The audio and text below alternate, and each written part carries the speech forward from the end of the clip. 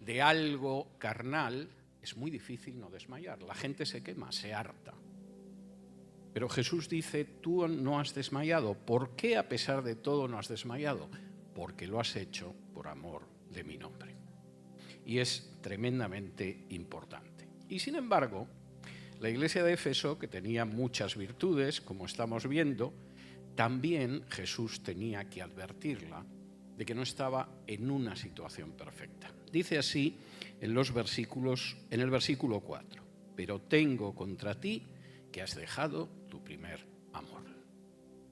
Lo que has hecho está muy bien, tienes una conducta extraordinaria, no has desmayado. Pero tengo una cosa contra ti, te la tengo que decir, porque cuando el Señor tiene algo contra nosotros, nos lo dice. No somos como nosotros, que no es como nosotros, que evitamos decir algo que nos puede hacer impopulares o que puede molestar a alguien, y además enmascaramos esa conducta diciendo, no, es que yo soy muy amoroso, ¿cómo le voy a decir eso? Nadie es más amoroso que Jesús, y Jesús, después de todo lo que dice muy claramente, tengo algo contra ti. ¿Y qué tengo contra ti? Que has abandonado el primer amor. En un primer momento tú tenías ese fervor, ese calor, ese entusiasmo, esa alegría que se produce en el primer amor. Es muy bonita la expresión, porque cualquiera de ustedes, es mi caso, que haya estado enamorado, sabe lo que es el primer amor. No vives nada más que por la otra persona. Las horas se te hacen eternas hasta que te vuelves a encontrar con la otra persona. Cuando estás con la otra persona, las horas se transforman en minutos o en segundos porque se te hacen cortísimas. Estás deseando que pase la noche para volver a encontrar a esa persona que amas. Y eso sucede en el primer amor cuando uno se convierte. Pero luego a veces se cae en la rutina. Uno no tiene tanto deseo de estar con el Señor en oración o estudiando la palabra. Uno no está deseando volver a reunirse con otros para alabar a Dios. Y puede ser una persona que actúa por el amor de Jesús y que no desmaya. Pero Jesús dice, no pierdas ese primer amor. Porque ese primer amor nos ayuda a mantenernos fieles y a no desmayar. De la misma manera que es mucho más fácil la vida de un matrimonio que conserva ese primer amor, que recuerda los primeros momentos, que recuerda la excitación simplemente de tomar la mano de la otra persona o la forma en que empezaste a vivir tu vida matrimonial y esa persona efectivamente sigue manteniendo una relación fuerte y potente porque está presente el primer amor. Y Jesús dice, has perdido el primer amor y te lo advierto. ¿Y qué hago, Señor? Versículo 5, recuerda por tanto de dónde has caído y arrepiéntete y haz las primeras obras, pues si no, vendré pronto a ti y quitaré tu candelero de su lugar si no te hubieres arrepentido. Arrepiéntete. La única salida cuando estamos haciendo algo que no le agrada al Señor es arrepentirnos, no hay otra. No es seguir haciendo lo mismo, no es intentar llegar a un acuerdo, sino que la única salida es arrepiéntete. ¿Por qué? Porque si no, vendré. Jesús no solo utiliza el verbo venir para hablar de la segunda venida, esto es importante tenerlo en cuenta. Pero yo vendré y entonces te voy a privar de la situación en la que estás si no te arrepientes. Es una advertencia muy clara. Pero la carta no acaba tampoco de tan mala manera. Dice así, versículo 6, pero tienes esto que aborreces las obras de los nicolaítas, las cuales yo también aborrezco. No creas que tengo una misión negativa de ti, yo sé cómo eres. Y tienes que arrepentirte para volver al primer amor. Y además te voy a dejar con otra nota. Tienes otra virtud. Aborreces las obras de los nicolaítas. No a los nicolaítas, sino las obras de los nicolaítas. Hay gente que es incapaz de distinguir entre las obras de un grupo y el grupo. Odia a los republicanos, aborrece a los demócratas o a cualquier otro. Sin embargo, la actitud de Jesús no es esa. Él no dice, yo odio a los nicolaitas. Dice, odias sus obras como yo. Y en muchas ocasiones no sabemos diferenciar entre aborrecer determinadas conductas y no aborrecer a las personas que llevan a cabo esas conductas. Si Cristo odiara a los que somos pecadores, estaríamos verdaderamente aviados. Seguramente odia nuestros pecados, pero no nos odia a nosotros. ¿Y quiénes eran los nicolaitas? Y con esto nos vamos a despedir de Éfeso. La palabra nicolaita es un juego de palabras. Vamos a ver algo más adelante, alguna otra referencia, pero es un juego de palabras que significa la victoria del pueblo. Nike es victoria en griego, laos es pueblo, y aquí estamos hablando de la victoria del pueblo. Tú odias las obras de aquellos que consideran que los criterios, la conducta, los comportamientos que se tienen que imponer son los que son populares. Y claro, si el comportamiento popular va hacia la idolatría, coqueteemos con la idolatría. Si el comportamiento popular va hacia el materialismo, convirtamos el materialismo en la prosperidad que Dios nos da. Si el comportamiento popular va hacia la comodidad absoluta, pues evidentemente abandonemos el sufrimiento, el hacer las cosas por amor de Jesús y el no desmayar.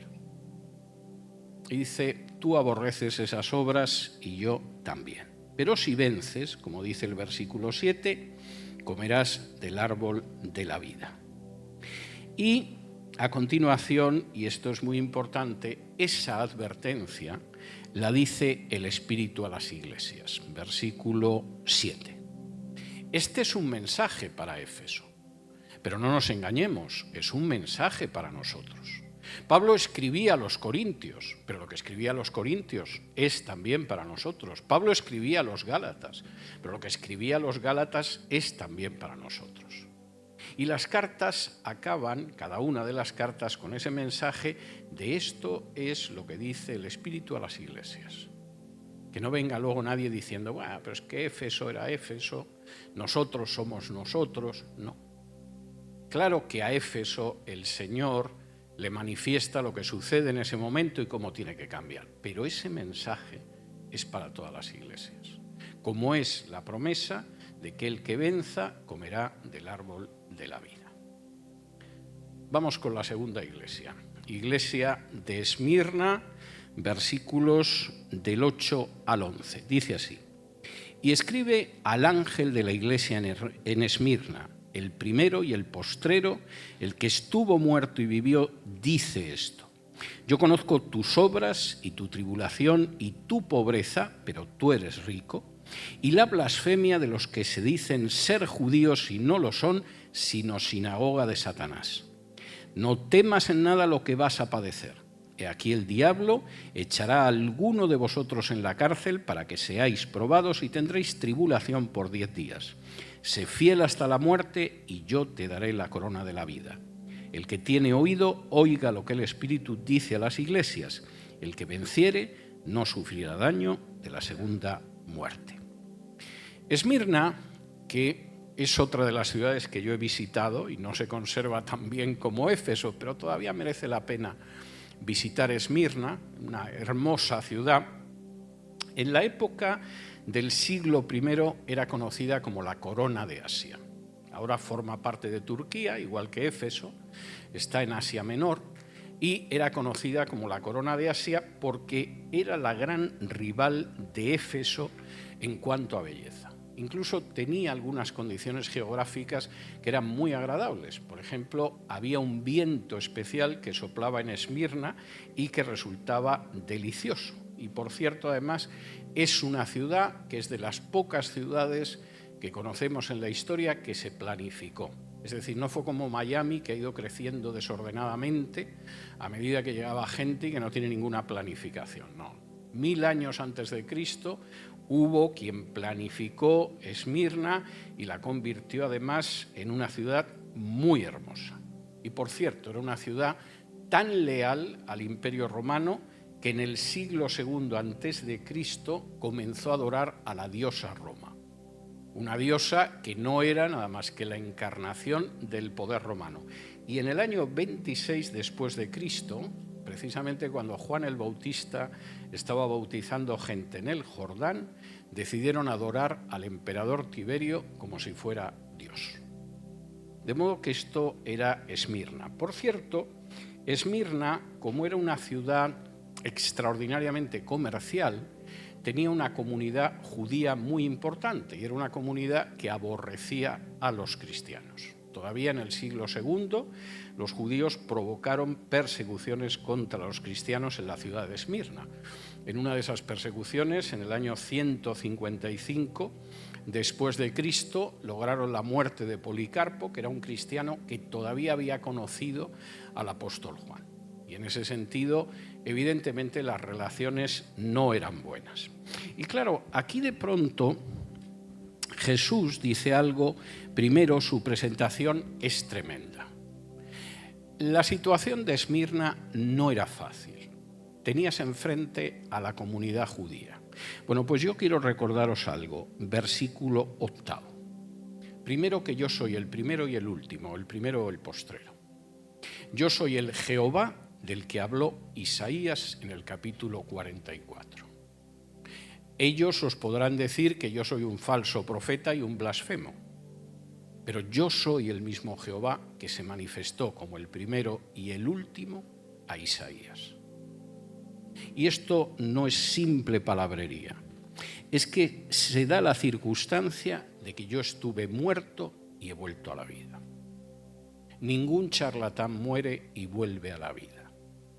No hay ningún estafador que muere y 3 días después sale de la tumba. Y la presentación que Jesús hace de sí mismo en este sentido es enormemente importante. Yo estuve muerto, he vuelto a la vida. Y es así porque yo soy el mismo Jehová del que habla el Antiguo Testamento. ¿Y qué pasaba con la pobre gente de Esmirna, con los pobres hermanos de Esmirna? Fíjense lo que dice el versículo 9. Yo conozco tus obras y tu tribulación y tu pobreza y la blasfemia de los que se dicen ser judíos y no lo son, sinagoga de Satanás. Yo conozco los problemas que vosotros tenéis que enfrentar. El primero, la tribulación. Hay quien piensa que la tribulación es una especie de periodo por ahí en el futuro por el que no va a pasar la Iglesia, porque la Iglesia nunca tiene tribulación. Lo primero que yo sé de ti, Iglesia de Esmirna, es tu tribulación. Tú vives en una situación de tribulación y yo la conozco. No me he olvidado de ti, en ningún momento te he dejado de mi mano, pero yo la conozco. Segundo que yo conozco, que eres pobre. En términos materiales, sois una iglesia pobre.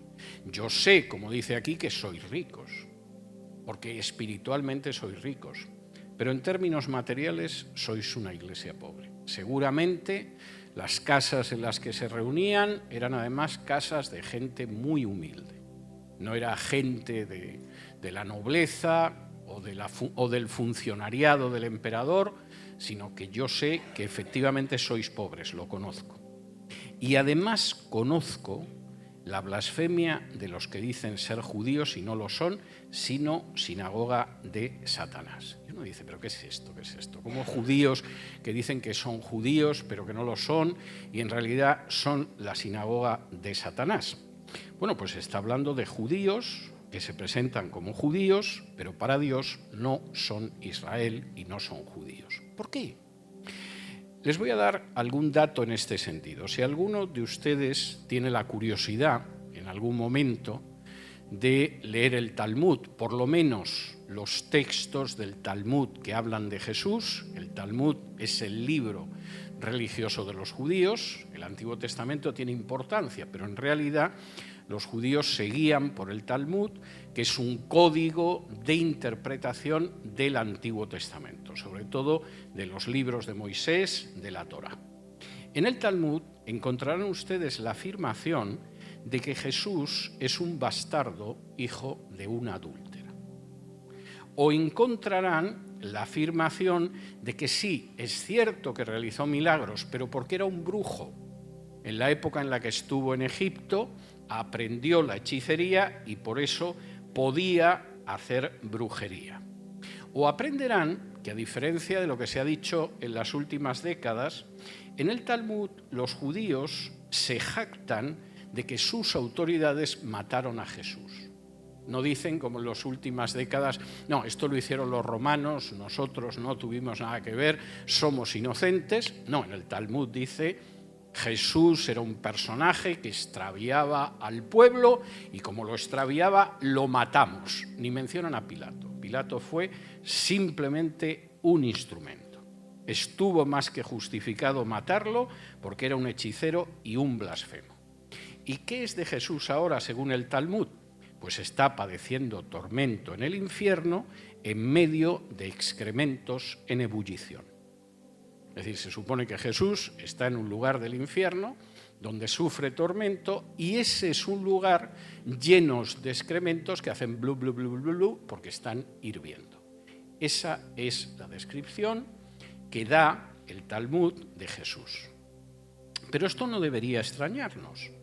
Recuerden ustedes lo que aparece en los evangelios de las relaciones de Jesús con buena parte, desde luego con buena parte del liderazgo judío y del pueblo judío. Por ejemplo, si van a Juan capítulo 8 y versículos 39 y siguientes, le dicen que a diferencia de él, ellos no son hijos de fornicación. Cuando Jesús está diciendo, si fuerais hijos de Abraham, realmente podéis descender directamente de Abraham, pero no lo sois a los ojos de Dios. Si fuerais hijos de Abraham, creeríais en mí. Y ellos le dicen, no, Jesús, nosotros somos hijos de Abraham, no hijos de fornicación. Porque sabemos que tu mamá te tuvo en circunstancias muy poco claras y que tu papá no era tu papá. ¿O vas a decirnos que José era tu papá? Y eso que aparece ya en el Nuevo Testamento, por supuesto, lo volvieron a repetir en el Talmud. O, por ejemplo, si van a Juan 8, 48, 59, le acusan de ser un hereje samaritano y un endemoniado. Tú no eres el Mesías. Tú eres tan hereje como los despreciables samaritanos y además tienes un demonio. Y cuando veían milagros en Jesús, ¿qué decían? Es verdad, expulsa demonios, pero porque está de acuerdo con el príncipe de los demonios. Y cuando en un momento determinado escuchaban a Jesús, por ejemplo, proclamando claramente su deidad, en Juan 5, 18, 19, decidieron que era digno de muerte porque era un blasfemo. De manera que lo que dice aquí Jesús a la iglesia de Esmirna no es en absoluto una exageración ni es una muestra de antisemitismo. A ti te hacen la vida imposible gente que dice que son judíos. Racialmente lo pueden ser, pero para Dios no lo son. Y además lo que son es una sinagoga de Satanás. ¿O es que puede ser algo distinto de una sinagoga de Satanás? Un lugar donde se enseña que Jesús es el bastardo hijo de un adúltero, es un hechicero, merecía justamente la muerte y padece tormento en el infierno en medio de excrementos en ebullición. ¿A alguien le parece que esas enseñanzas pueden venir de Dios? De modo que lo que dice aquí Jesús a la iglesia de Esmirna es bastante claro. Y además dice algo que es tremendamente claro. Cuando alguien, aunque venga en línea recta de Abraham, no cree en Jesús, no forma parte de Israel, no es Israel. Solo lo son aquellos que creen en Jesús. La gente que no cree en Jesús ha sido arrancada del pueblo de Israel. Y alguno dirá, ¿eso es antisemitismo? No, es la predicación del Nuevo Testamento. Si me acompañan a Hechos, capítulo 3, Pedro dice algo tremendo en una de sus predicaciones más famosas. Y es tremendo porque Pedro está predicando a otros judíos. y no les está en absoluto diciendo hagáis lo que hagáis, yo os respaldo porque para eso soy judío. Les está diciendo si no os arrepentís estáis perdidos, aunque vengáis en línea recta de Abraham, Isaac y Jacob. Y además recordad algo, el que no crea en el Mesías ya no forma parte de Israel. Capítulo 3 y versículos del 19 en adelante, cuando Pedro está acabando con su discurso, dice así. Así, Hechos 3 del 19 en adelante. Así que arrepentíos y convertíos para que sean borrados vuestros pecados, para que vengan de la presencia del Señor tiempos de refrigerio, y Él envíe a Jesucristo que os fue antes anunciado, a quien de cierto es necesario que el cielo reciba hasta los tiempos de la restauración de todas las cosas, de que habló Dios por boca de sus santos profetas que han sido desde tiempo antiguo. Porque Moisés dijo a los padres, y aquí Pedro cita de Deuteronomio 18, versículos 15 y 16. El Señor vuestro Dios os levantará profeta de entre vuestros hermanos como a mí. A él oiréis en todas las cosas que os hable. Y toda alma que no oiga a aquel profeta será desarraigada del pueblo. El anuncio de Moisés, que vuelve a repetir Pedro, es claro. Me da igual que seas el 37 descendiente de Abraham. Si no crees en el profeta que Dios levantará y que es el Señor Jesús, has sido desarraigado del pueblo de Israel. De manera que hay gente que anda muy confundida sobre qué es Israel a los ojos de Dios y quiénes forman parte de él, porque nadie que no cree en Jesús forma parte de Israel para Dios. Y por cierto, es algo que Pablo, que también estuvo predicando en Éfeso y en Asia Menor, dejó establecido con muchísima claridad, porque dijo quiénes eran los descendientes de Abraham. Y no son descendientes físicos.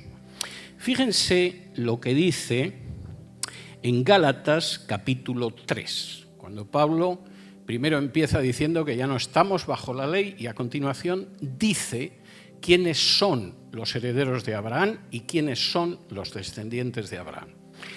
Dice en Gálatas capítulo 3, versículos del 24 en adelante. De manera que la ley ha sido nuestro ayo para llevarnos a Cristo a fin de que fuésemos justificados por la fe, pero venida la fe ya no estamos bajo ayo. Pues todos sois hijos de Dios por la fe en Cristo Jesús, porque todos los que habéis sido bautizados en Cristo, de Cristo estáis revestidos. Ya no hay judío, ni griego, no hay esclavo ni libre, no hay varón ni mujer, porque todos vosotros sois uno en Cristo Jesús. Y si vosotros sois de Cristo, ciertamente linaje de Abraham sois y herederos según la promesa. Uno quiere ser parte del linaje de Abraham, no te conviertas al judaísmo, no sirve de nada. Ni siquiera si vienes de familia de judíos, eres linaje de Abraham. Pablo es muy claro, el linaje de Abraham son aquellos que creen en Jesús. Y uno dirá, pero si son judíos, no. Todos los que creen en Jesús, porque ante Dios no hay ni hombre ni mujer, ni esclavo ni libre, ni judío ni gentil. Y Pablo no puede ser más claro. Bueno, pero estos dicen que son judíos. Pues no lo son. Son una sinagoga de Satanás. Y son una sinagoga de Satanás precisamente por el tipo de enseñanza que tienen. De manera que en ese sentido tienes que tenerlo claro, ciudad de Esmirna. Y tienes que tenerlo claro porque, como dice el versículo 10, vais a tener persecución. Va a ser una persecución breve, pero el diablo va a arrojar en esa tribulación a algunos de vosotros en prisión. Y como dice Jesús al final del versículo 10, sé fiel hasta la muerte y yo te daré la corona de la vida. ¿Por qué? Versículo 11, porque el que tiene oído oiga lo que el Espíritu dice a las iglesias.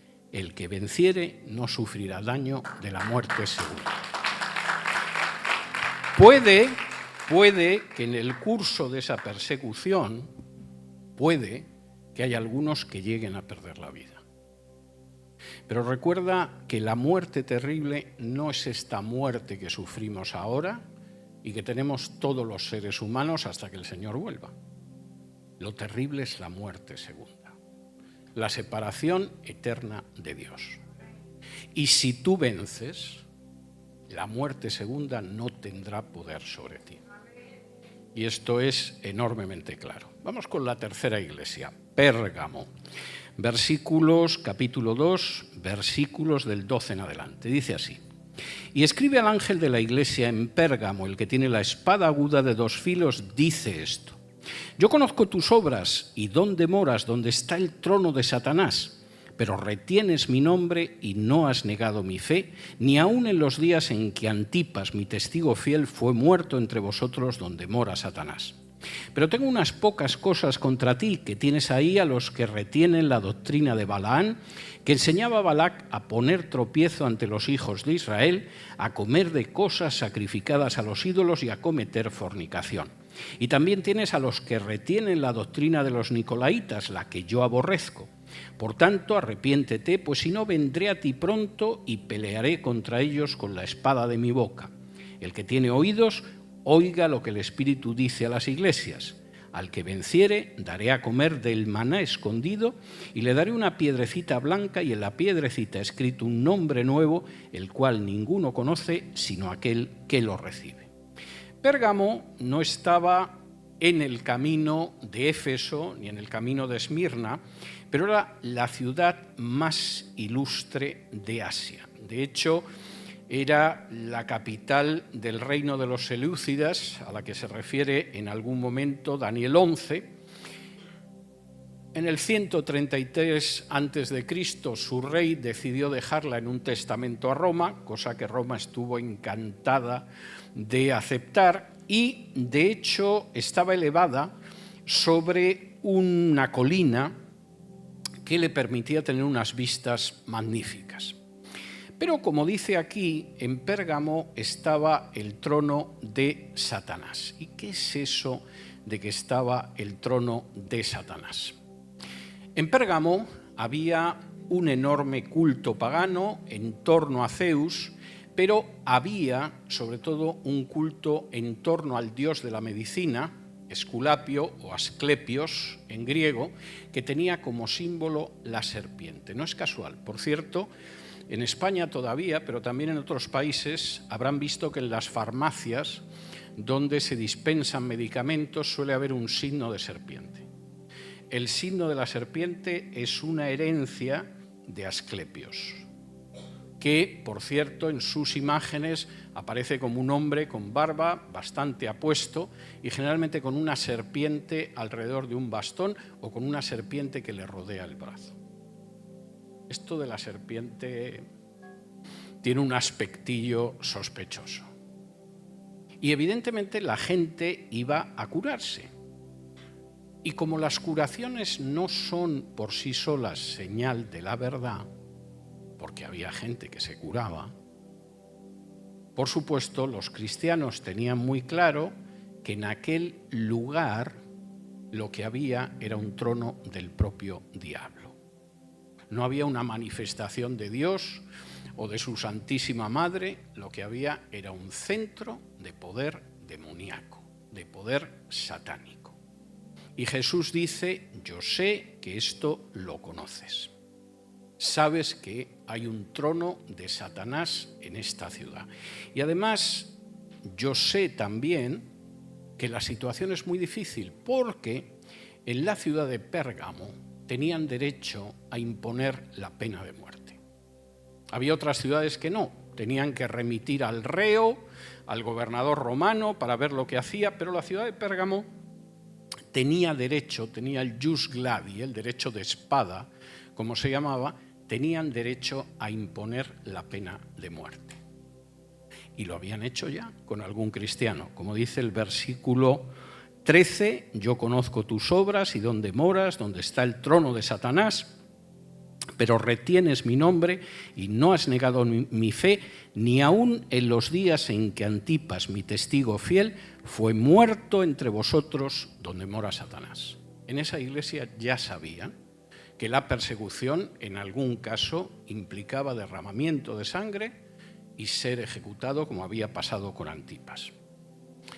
Y el Señor conocía lo que era aquello. Pero ¿qué era lo que tenía contra esa iglesia de Pérgamo el Señor? Pues la búsqueda de un área de confort. Yo recuerdo que uno de los momentos que me dieron más tristeza en mi vida fue cuando escuché a un cristiano decir que en una determinada situación no iba a defender la verdad porque él quería conservar su área de confort. Literalmente, fue el término que utilizó, no se me olvidará nunca. En lugar de actuar por amor al Señor, por amor a la verdad, por amor a la gente que puede estar en el error, yo voy a conservar cómodamente mi área de confort. Voy a llegar a algún tipo de acuerdo. Y fíjense en los peligros de los que habla el Señor a esta iglesia, porque son tremendos. Tú tienes a gente que actúa como Balaam. ¿Quién era Balaam? Balaam era un hechicero que maldecía o bendecía a sueldo. El rey Balac le envió unos embajadores y le dijo: te voy a dar un dinero y me maldices a los israelitas que van a entrar en la tierra prometida. Y cuando Balaam comprendió que aquello era imposible, incluso un asna le advirtió de que no siguiera por ese camino, entonces Balac pensó: bueno, no vamos a discutir por el precio, te voy a dar más. Y lo podía pensar porque Balaam era un hombre que actuaba religiosamente por dinero.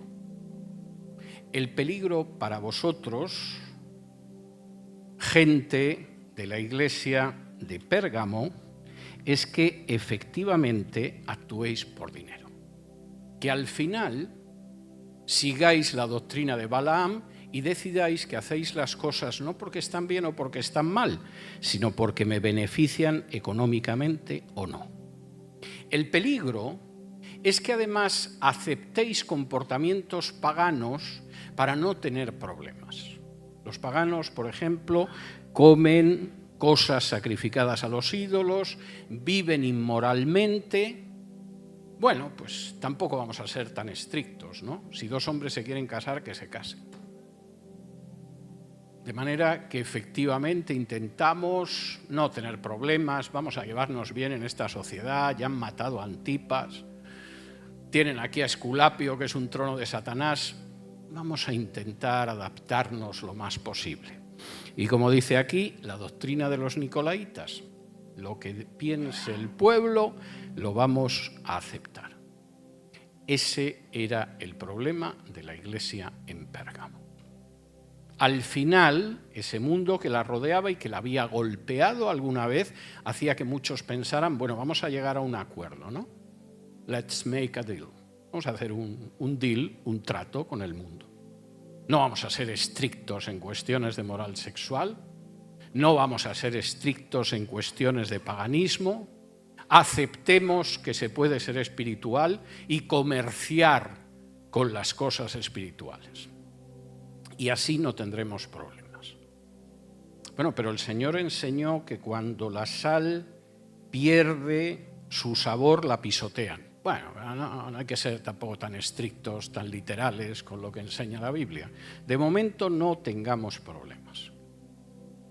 Y Jesús dice: eso no es posible. Versículo 16, arrepiéntete, pues si no, vendré a ti pronto y pelearé contra ellos con la espada de mi boca. La espada de la boca es la palabra de Dios, ¿eh? No piense nadie. Ya saben ustedes que la palabra de Dios es como una espada de doble filo. Y lo que dice Jesús es tremendo. Arrepiéntete y pronto. A ti se te ha acabado el tiempo para arrepentirte, te tienes que arrepentir ya. Y si no, te voy a confrontar con lo que dice la Escritura. Y aquí va a haber gente que va a quedar muy mal. ¿Y qué pasa, versículo 17, al que venza? Pues el que venza va a tomar un maná escondido y además le daré una piedrecita blanca y en la piedrecita escrito un nombre nuevo, el cual ninguno conoce sino aquel que lo recibe. Es muy importante la piedrecita blanca. Y permítanme que me detenga unos instantes en explicarles qué era esta tesera, como dice el texto griego, que era una piedrecita blanca. La piedrecita blanca, la tesera, se utilizaba para varias cosas. Primero, para declarar inocente a un acusado. Cuando se producía un juicio, lo que sucedía es que el que arrojaba una tesera blanca arrojaba un voto de inocencia. Si tú vences, serás declarado inocente. La tesera servía para que las poblaciones dependientes recibieran beneficios de sus patronos. Tú efectivamente querías ir a recibir lo que repartía el patrono en un barrio y tenías que llevar la tesera para que se supiera que efectivamente sí, te vamos a dar el trigo, el vino, el aceite que repartimos, tienes derecho a recibirlo. La tesera se utilizaba para dársela a los vencedores en los juegos de tal manera que entraran gratis para toda la vida. Y la tesera se utilizaba como símbolo de un buen día. Si ustedes se fijan, todo esto es algo que disfrutan los cristianos que vencen. Son declarados inocentes no por sus méritos, sino por la sangre de Cristo, que les entrega la garantía de que han sido declarados inocentes, reciben los beneficios de su Señor, tienen una garantía de que esa recompensa será para toda la vida, como los vencedores de los juegos, y desde luego eso es un símbolo de un muy buen día. Y es muy bonito porque dice, y en esa tesera habrá un nombre que conocemos tú y yo. El nombre, sobre todo en las culturas semíticas, como la judía, significa mucho más que el nombre. A un niño le pones Antonio porque su papá se llama Antonio, se llamaba un hermano que murió, un abuelo, pero no pensamos generalmente en el significado del nombre. Pero en esas culturas sí. Dios le da en un momento determinado a Jacob el nombre de Israel porque ha cambiado. A Abraham lo convierte en Abraham, etcétera, etcétera.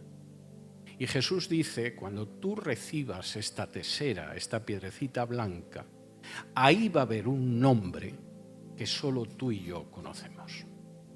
Y es una imagen de hermosa intimidad y cercanía con el Señor Jesús. Vamos a ver una iglesia más antes del descanso.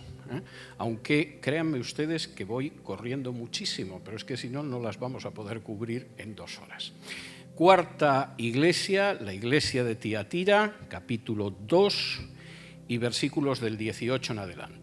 Y escribe al ángel de la iglesia en Tiatira, el Hijo de Dios, el que tiene ojos como llama de fuego y pies semejantes a bronce bruñido, dice esto. Yo conozco tus obras y amor y fe y servicio y tu paciencia y que tus obras postreras son más que las primeras. Pero tengo unas pocas cosas contra ti, que toleras que esa mujer Jezabel, que se dice profetisa, enseñe y seduzca a mis siervos a fornicar y a comer cosas sacrificadas a los ídolos. Y le he dado tiempo para que se arrepienta, pero no quiere arrepentirse de su fornicación. Aquí yo la arrojo en cama y en gran tribulación a los que con ella adulteran, si no se arrepienten de las obras de ella. Y a sus hijos heriré de muerte, y todas las iglesias sabrán que yo soy el que escudriña la mente y el corazón, y os daré a cada uno según vuestras obras. Pero a vosotros y a los demás que están en Tiatira, a cuantos no tienen esa doctrina y no han conocido lo que ellos llaman las profundidades de Satanás, yo os digo, no os impondré otra carga, pero lo que tenéis, retenedlo hasta que yo venga. Al que venciere y guardare mis obras hasta el fin, yo le daré autoridad sobre las naciones y las regirá con vara de hierro y serán quebradas como vaso de alfarero, como yo también la he recibido de mi Padre, y le daré la estrella de la mañana. El que tiene oído, oiga lo que el Espíritu dice a las iglesias.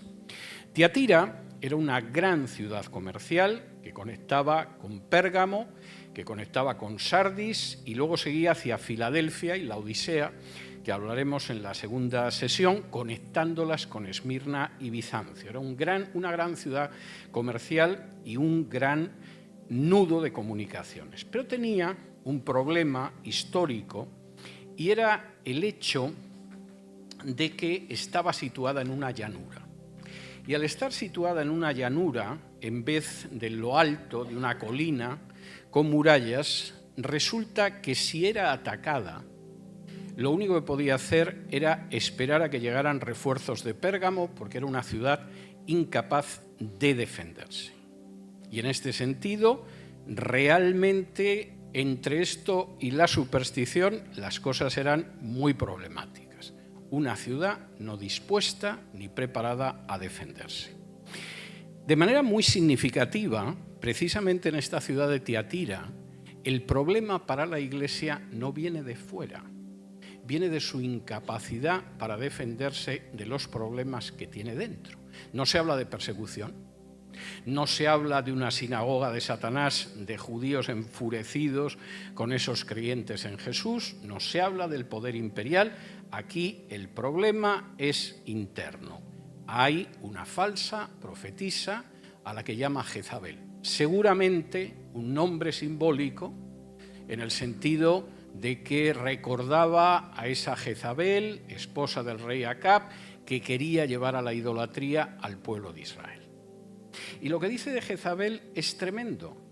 Esta mujer lo que quiere fundamentalmente es llegar a una fusión, a un pacto, a un acuerdo entre la forma de vida de los paganos y la de los cristianos. Y eso no puede ser. Y además, como dice que es profetisa, pues efectivamente enseña y seduce. Si estamos tomando un café y cualquier hermano o cualquier hermana dice un disparate, dice una bobería, dice una pavada, bueno, ya sabes cómo es, en fin.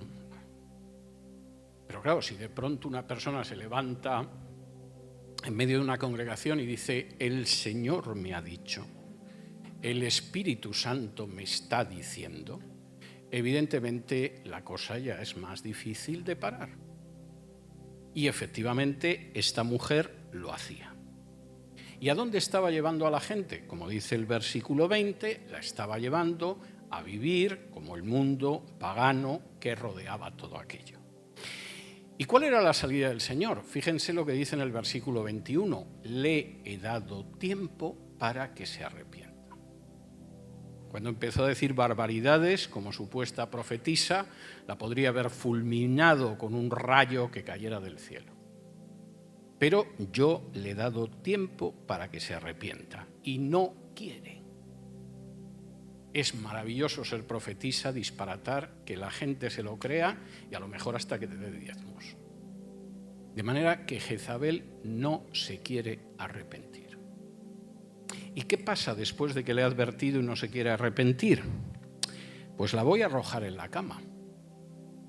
Se va a encontrar con una situación de enfermedad. El Señor a veces utiliza métodos drásticos. Y aquellos que están con ella van a pasar por una gran tribulación si no se arrepienten de las obras de ella. Y a ellos, versículo 23, a los hijos los voy a herir de muerte. Y entonces la gente va a saber que yo escudriño y que además doy a cada uno según sus obras. Yo he conocido supuestos profetas que de pronto un día quedaban fulminados por un infarto.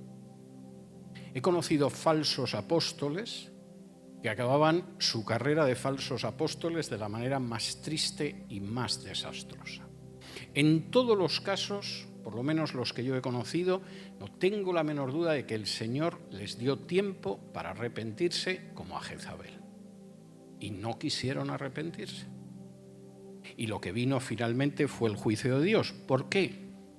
Para que la gente sepa que Dios escudriña el corazón de las personas. Y además para que sepa que Dios es justo y ejecuta juicio.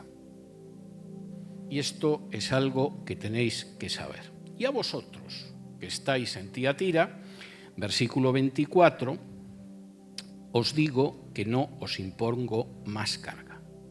Vosotros no tenéis ni la doctrina de Jezabel, ni tampoco sois de aquellos que dicen que conocen las profundidades de Satanás, que es algo que hay gente que le gusta. De pronto empieza a hablar de demonios y parece que pertenecen a un club demoníaco y toman té todos los días. Y te explican los nombres de los demonios, la marca de cigarrillos que fuman, en fin, cosas impresionantes. Yo hay gente que a veces la oigo hablar sobre los demonios y digo, pero bueno, ¿a qué reuniones va esta persona, no? Y Jesús dice, bueno, afortunadamente vosotros ni estáis en el grupo de los que supuestamente conocen las profundidades de Satanás y sus demonios, ni tampoco tenéis la doctrina de Jezabel, y yo no os impongo otra carga. Versículo 25, lo que tenéis, retenedlo hasta que yo venga. Seguid manteniendo, seguid reteniendo aquello que ya tenéis. Yo no os impongo más. Y es muy hermosa, como sucede al final, la manera en que Jesús se despide al final de la carta. Porque dice, versículo 26, al que venciere y guardare mis obras hasta el fin, yo le daré autoridad sobre las naciones y las regirá con vara de hierro y serán quebradas como vaso de alfarero, como yo también le he recibido de mi Padre.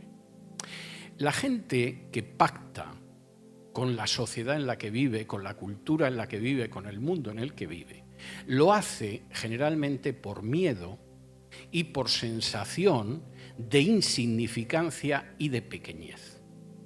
Vivimos en una cultura tan poderosa, tan fuerte, da igual que sea el imperio español, el imperio americano o el imperio turco. Vivimos en una sociedad tan distinta, somos tan poquitos y tan pequeños que la única manera de sobrevivir es pactar con ellos.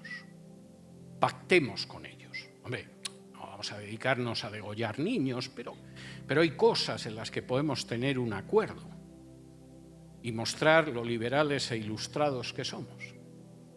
Y Jesús dice, pero no seáis estúpidos.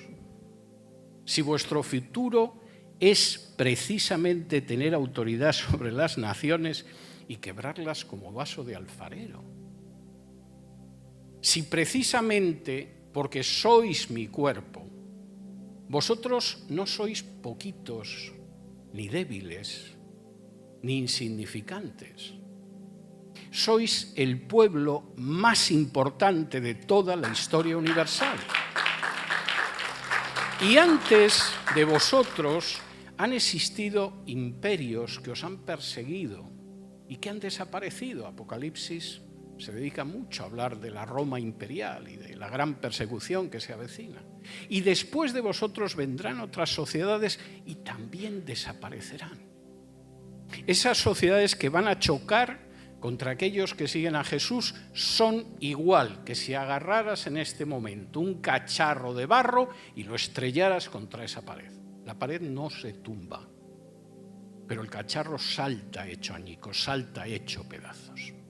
Y Jesús dice, por favor, recordad esto. Tenéis miedo, pensáis en cómo pactar, en no crearos problemas, pero si vosotros, si estáis asentados en mí, sois como el muro contra el que se estrella ese imperio y salta hecho pedazos. Recordad eso. Y segundo, y esto es muy importante, versículo 8, a los que venzan les daré la estrella de la mañana. La estrella de la mañana es un título específico de Jesús. En Apocalipsis 22:16, Jesús aparece descrito como la estrella de la mañana. En 2 de Pedro 1:19 hay otra referencia igual a la estrella de la mañana. Y Jesús dice, mira, no sois insignificantes, ni pequeños, ni carentes de valor. Los reinos, los estados, los imperios irán desapareciendo y vosotros permaneceréis porque estáis asentados en mí. Pero además, un día tendréis una intimidad conmigo que no ha tenido nadie a lo largo de la historia. Habrá un momento en que esa estrella de la mañana que soy yo formará parte íntima de vuestra existencia. Yo me daré a vosotros. Y esa es una recompensa infinitamente mayor que la supuesta tranquilidad que pensáis que vais a obtener si os arrodilláis ante los dictados del mundo. Es enormemente hermoso. No deberíamos pensar que somos tan insignificantes, tampoco deberíamos tener un concepto de nosotros que no se corresponda con la realidad, pero lo que dice Jesús es muy claro. El pueblo de Dios no tiene que arrodillarse, ni inclinarse, ni bajar la cabeza ante ningún poder humano, por poderoso que sea, porque pasará la historia y el pueblo de Dios permanecerá y esos poderes desaparecerán. A inicios...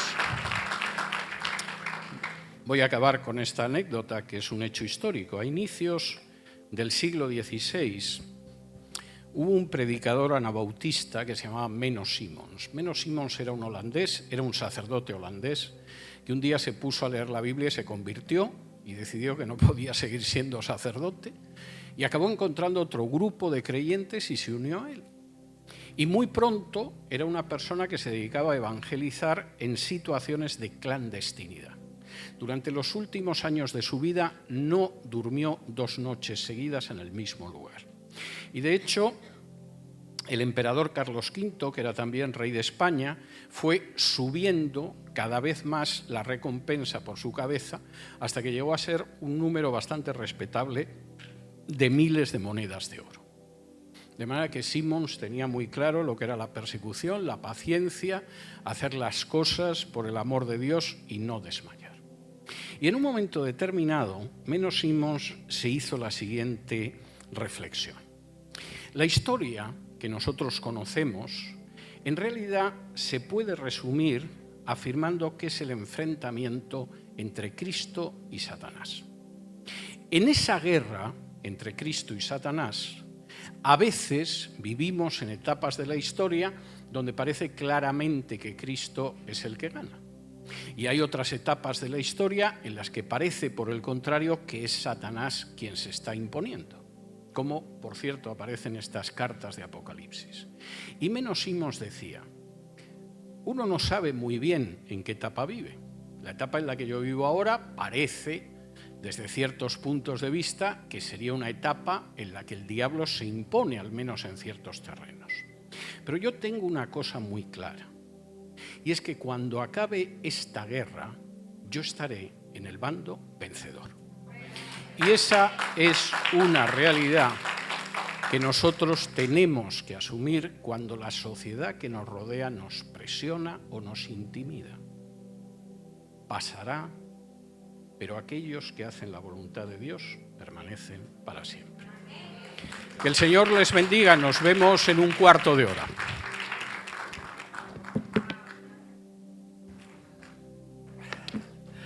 Wow.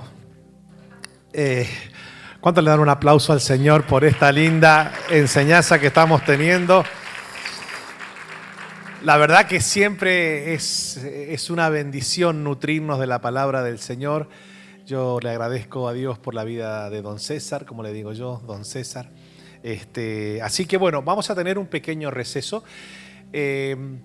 Don César ha escrito bastantes libros que tienen que ver con nuestro enriquecimiento de la palabra del Señor. Les recomiendo varios de los que tiene él allí para que lo puedan leer. No sé si tiene, don César, si trajo Pedro el Galileo, ¿está ahí? Bueno, si lo tienen, yo les recomiendo que es un muy...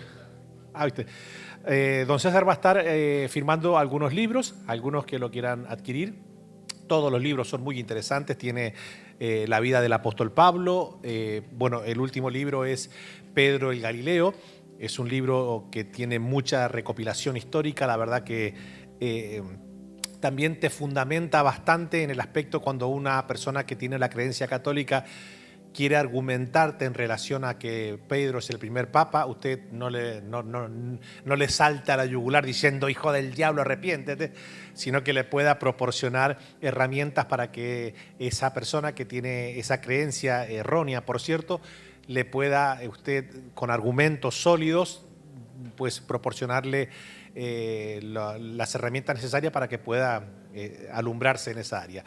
También está el otro libro, que habla del apóstol Pablo, ya le dije, la de los cristianos, que te habla todo lo que es el desarrollo de los primeros cristianos. Bueno, en fin, todos los libros son muy, pero muy interesantes, así que se los recomiendo y allí don César va a estar firmando libros. Vamos a tener, son las 11:44 y 45 horas, a las 12 vamos a estar con la segunda sesión y con la segunda parte de esta conferencia, que son las otras 3 iglesias que le siguen a las 7 que vamos a seguir aprendiendo. Si tienen alguna pregunta, la van anotando porque después del almuerzo vamos a tener ya la última charla, que la última charla está relacionada a las preguntas y respuestas. No me venga preguntando, ¿se puede usar pantalón en la iglesia? Porque se puede usar, ya está, ya se la contesté yo. No me venga con esas preguntas, ¿ok? Preguntas que tengan que ver más que nada con algo mucho más profundo. Dios me los bendiga, nos vemos en 15 minutos. Vaya, disfrute, vaya al baño y en 15 minutos nos vemos acá.